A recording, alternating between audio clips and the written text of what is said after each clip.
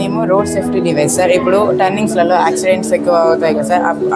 అలా యాక్సిడెంట్స్ తగ్గించడానికి మనకు అటువైపులా రోడ్స్, ఇటువైపులా రోడ్స్ వెహికల్ వస్తుందని తెలియడానికి రోడ్కి ఇరువైపులా అటొక సెన్సార్, ఇక్కడి రోడ్కి ఒక సెన్సార్ మనం అటాచ్ చేసినట్లయితే ఇక్కడ నుంచి వస్తున్న వెహికల్కి ఇక్కడ ఈ వెహికల్ ఈ సెన్సార్ని దాటంగానే అక్కడ వైపు ఉన్న సెన్సార్ యాక్టివేట్ అయ్యి అక్కడ వైబ్రేట్ అనేది క్రియేట్ చేస్తుంది. అలాగే ఇక్కడ వైపు వెహికల్ దాటగానే ఇక్కడ సెన్సార్ వైబ్రేట్ అయ్యి ఈ సెన్సార్ అనేది యాక్టివేట్ చేస్తుంది. ఇక్కడ సార్ మనం ఇప్పుడు స్పీడ్ బ్రేకర్లలో దూరం చూసుకోకుండా ఫాస్ట్గా వెళ్ళిపోతాం కదా సార్.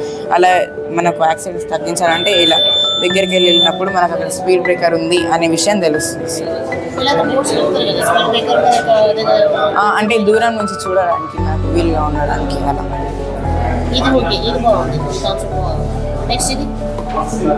ఇది అంటే సార్ డే టైంలో మొత్తం సోలార్తో ఛార్జ్ అయ్యి మళ్ళీ నైట్ టైంలో దీనిపైన షాడో పడగానే మొత్తం లైట్స్ అనేటివి ఆన్ అవుతాయి సార్.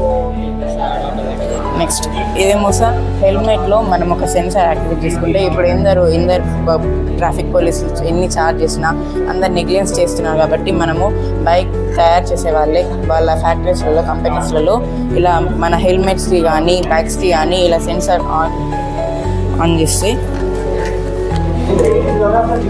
ఇలా ఆన్ చేస్తే సార్ ఇక్కడ